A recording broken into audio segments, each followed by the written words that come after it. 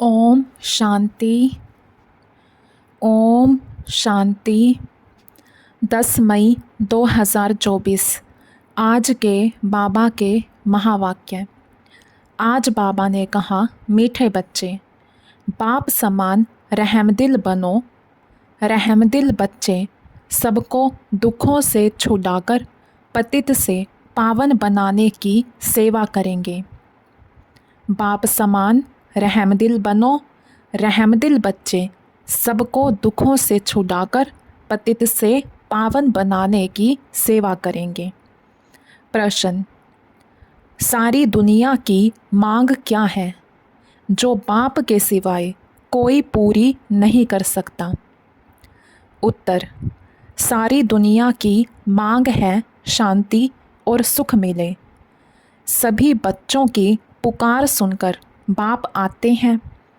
बाबा बेहद का है, इसलिए उसे बहुत फुरना है कि मेरे बच्चे कैसे दुखी से सुखी बने। बाबा कहते, बच्चे, पुरानी दुनिया भी मेरी है, मेरे ही सब बच्चे हैं। मैं आया हूँ सबको दुखों से छुड़ाने। मैं सारी दुनिया का मालिक हूँ। इसे मुझे ही पतित से पावन बनाना है। ओम शांति। बाप पावन बना रहे हैं बच्चों को, तो ज़रूर बाप से प्यार चाहिए। भल भाइयों भाइयों का आपस में प्यार तो ठीक है। एक बाप के सब बच्चे आपस में भाई भाई हैं, परंतु पावन बनाने वाला एक बाप ही है। इसलिए सब बच्चों का लव एक बाप में ही चला जाता है। बाप कहते हैं, बच्चों, मामेकम याद करो। यह तो ठीक है, तुम भाई भाई हो तो ज़रूर क्षीर खंड ही होंगे।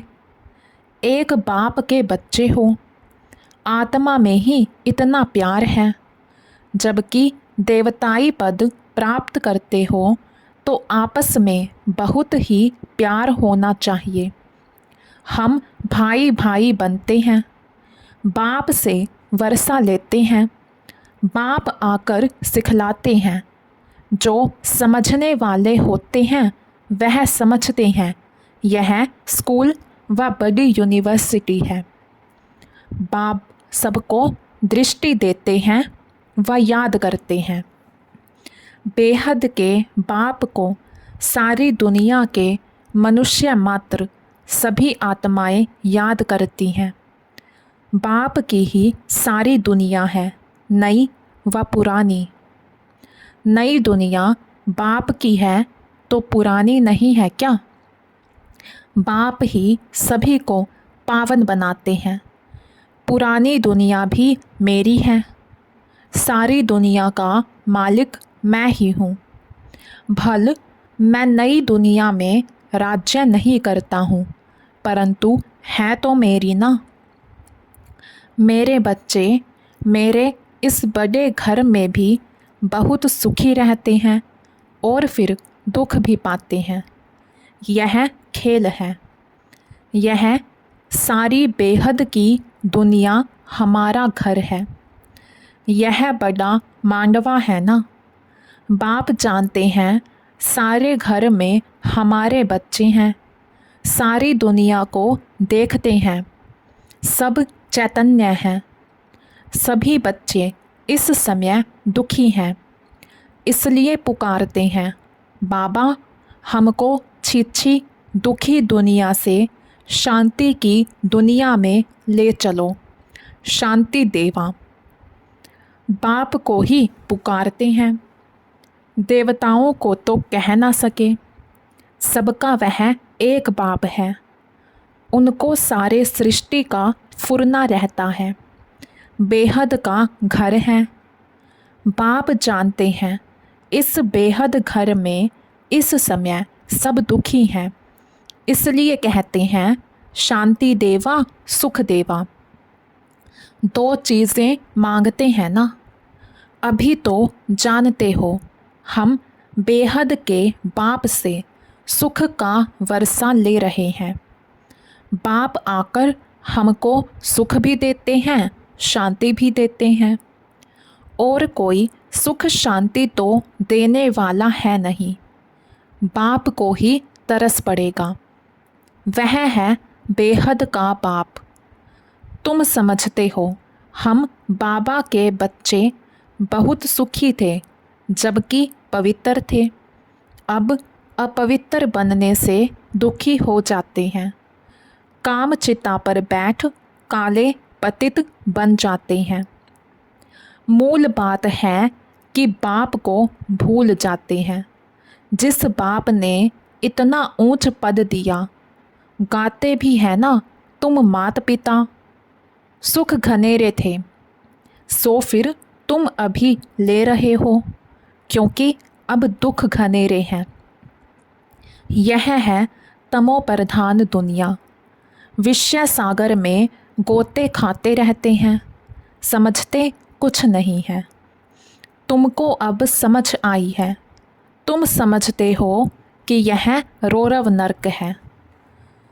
बाप बच्चों से पूछते हैं, अभी तुम नरकवासी हो या स्वर्गवासी हो। जब कोई मरता है तो झट कह देते हैं स्वर्गवासी हुआ, अर्थात सब दुखों से दूर हुआ।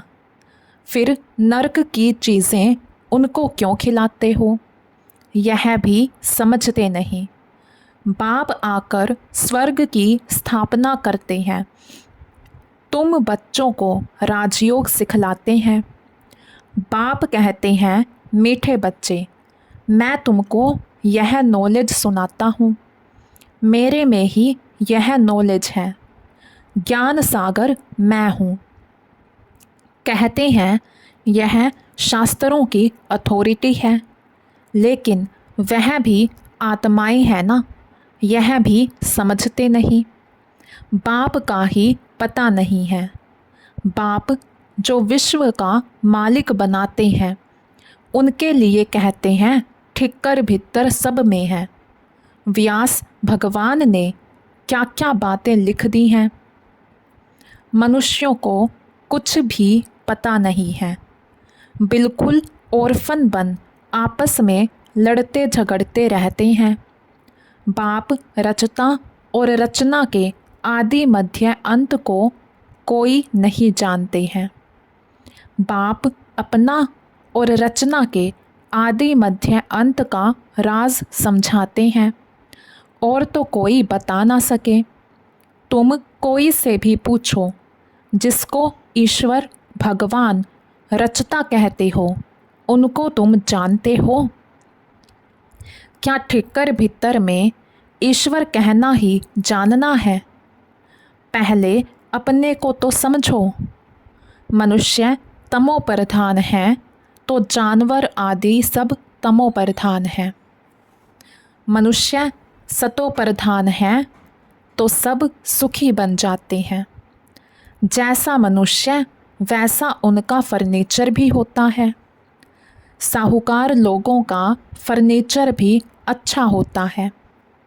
तुम तो बिल्कुल सुखी विश्व के मालिक बनते हो, तो तुम्हारे पास हर चीज़ सुखदाई है।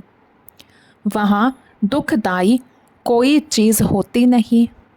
यह नरक है ही गंदी दुनिया। बाप आकर समझाते हैं, भगवान तो एक ही है, वही पतित पावन है। स्वर्ग की स्थापना करते हैं, देवताओं की महिमा भी गाते हैं, सर्वगुण संपन्न। मंदिरों में जाकर देवताओं की उपमा अपनी निंदा करते हैं, क्योंकि सभी भ्रष्टाचारी हैं। श्रेष्ठाचारी स्वर्गवासी तो यह लक्ष्मी नारायण हैं, जिनकी सब पूजा करते हैं, सन्यासी भी करते हैं। सतयुग में ऐसे नहीं होता।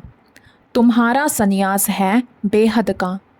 बेहद का बाप आकर बेहद का सन्यास कराते हैं। वह है हठयोग, हद का सन्यास। वह धर्म ही दूसरा है। बाप कहते हैं तुम अपने धर्म को भूल कितने धर्मों में घुस पड़े हो। अपने भारत का नाम ही हिंदुस्तान रख दिया है और फिर हिंदू धर्म कह दिया है। वास्तव में हिंदू धर्म तो कोई ने स्थापन ही नहीं किया है। मुख्य धर्म है ही चार, देवी देवता, इस्लामी, बौद्धि और क्रिश्चियन। तुम जानते हो यह सारी दुनिया आइलैंड है। इसमें रावण का राज्य है। रावण देखा है, जिनको घड़ी घड़ी जलाते हैं। यह सबसे पुराना दुश्मन है। यह भी समझते नहीं कि हम क्यों जलाते हैं। समझ चाहिए ना, यह कौन है, कब से जलाते आए हैं। समझते हैं परंपरा से। अरे उनका भी कोई हिसाब तो चाहिए ना। तुमको कोई जानते ही नहीं। तुम हो ब्रह्मा के बच्चे। तुमसे कोई पूछे तुम किसके बच्चे हो, अरे हम ब्रह्मा कुमार कुमारियाँ हैं तो उनके बच्चे ठहरे ना। ब्रह्मा किसका बच्चा, शिव बाबा का। हम उनके पोतरे ठहरे। सभी आत्माएं उनके बच्चे हैं। फिर शरीर में पहले ब्राह्मण बनते हैं। प्रजापिता ब्रह्मा है ना। इतनी प्रजा कैसे रचते हैं यह तुम जानते हो। यह अडोप्शन है। शिव बाबा अडोप्ट करते हैं ब्रह्मा द्वारा। मेला भी लगता है। वास्तव में मेला वहाँ लगना चाहिए जहाँ ब्रह्मपुत्रा बड़ी नदी सागर में जाकर मिलती है। वास्तव में मेला वहाँ लगना चाहिए जहाँ ब्रह्मपुत्रा बड़ी नदी सागर में जाकर मिलती है। उस संगम पर मेला लगना चाहिए। यह मेला यहाँ है। ब्रह्मा बैठा है, तुम जानते हो। बाप भी है और बड़ी मम्मा भी तो यह है। परंतु मेल है, इसलिए मम्मा को मुकर्रर किया जाता है कि तुम इन माताओं को संभालो। बाप कहते हैं मैं तुमको सदगति देता हूँ। तुम जानते हो यह देवताएं हैं डबल अहिंसक, क्योंकि वहाँ रावण होता ही नहीं। भक्ति से होती है रात, ज्ञान से दिन। ज्ञान सागर एक बाप ही है। उनके लिए फिर कह देते हैं सर्वव्यापी। बाप ही आकर यह समझाते हैं और बच्चों को ही समझाते हैं। शिव भगवानुवाच है ना। शिव जयंती मनाते हैं तो ज़रूर कोई में आते हैं।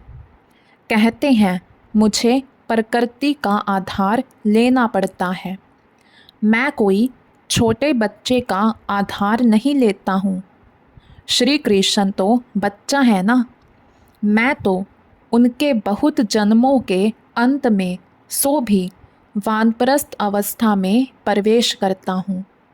वानप्रस्थ अवस्था के बाद ही मनुष्य भगवान को सिमरन करते हैं, परंतु भगवान को यथार्थ कोई भी जानते नहीं। तब बाप कहते हैं यदा यदा ही धर्मस्य। मैं भारत में ही आता हूँ। भारत की महिमा अपरंपार है। मनुष्यों को देह का अहंकार देखो कितना है। मैं फलाना हूँ, यह हूँ। अब बाप आकर तुमको देही अभिमानी बनाते हैं। मीठे मीठे रूहानी बच्चों को रूहानी बाप बैठ ज्ञान के सब राज बताते हैं। यह है पुरानी दुनिया, सतयुग है नई दुनिया। सतयुग में आदि सनातन देवी देवता धर्म ही था। 5000 वर्ष की बात है। शास्त्रों में फिर व्यास ने लिख दिया है कल्प की आयु लाखों हजार वर्ष है। वास्तव में है 5000 वर्ष का कल्प। मनुष्य बिल्कुल अज्ञान की कुंभकर्ण की नींद में सोए पड़े हैं। अभी तुम्हारी यह बातें कोई नया सुनेगा तो समझ नहीं सकेगा। इसलिए बाप कहते हैं, मैं अपने बच्चों से ही बात करता हूँ। भक्ति भी तुम ही शुरू करते हो, अपने को ही चमाट मारी है। बाप ने तुमको पूज्य बनाया, तुम फिर पुजारी बन जाते हो। यह भी खेल है। कोई कोई मनुष्य नरम दिल होते हैं तो खेल देखकर भी रो पड़ते हैं। बाप तो कहते हैं, जिन रोया तिन खोया। सतयुग में रोने की बात नहीं। यहाँ भी बाप कहते हैं, रोना नहीं है। रोते हैं द्वापर कलयुग में, सतयुगी कभी रोते नहीं हैं। पिछाड़ी में तो किसको रोने की फुर्सत ही नहीं रहेगी, अचानक मरते रहेंगे। हाय राम भी नहीं कह सकेंगे। विनाश ऐसा होगा जो ज़रा भी दुख नहीं होगा, क्योंकि हॉस्पिटल आदि तो रहेंगी नहीं। इसलिए चीज़ें ही ऐसी बनाते हैं। तो बाप समझाते हैं, तुम बंदरों की मैं सेना लेता हूँ रावण पर जीत पाने के लिए। अब बाप तुमको युक्ति बताते हैं, रावण पर जीत कैसे पानी है। सब सीताओं को रावण की जंजीरों से छुड़ाना है। यह सब समझने की बातें हैं। भगवानुवाच बच्चों को ही बाप कहते हैं, हियर नो एविल। जिन बातों से तुम्हें कोई फ़ायदा नहीं, उनसे तुम अपने कान बंद कर लो। अब तुमको श्रीमत मिलती है, तुम ही श्रेष्ठ बनेंगे। यहाँ तो श्री श्री का टाइटल सबको दे दिया है। अच्छा, फिर भी बाप कहते हैं, अपने को आत्मा समझो और बाप को याद करो। कितना वंडरफुल हार जीत का यह बेहद का खेल है जो बाप ही समझाते हैं। अच्छा, मीठे मीठे सिकिलधे बच्चों प्रति माता पिता बाप दादा का याद प्यार और गुड मॉर्निंग। रूहानी बाप की रूहानी बच्चों को नमस्ते।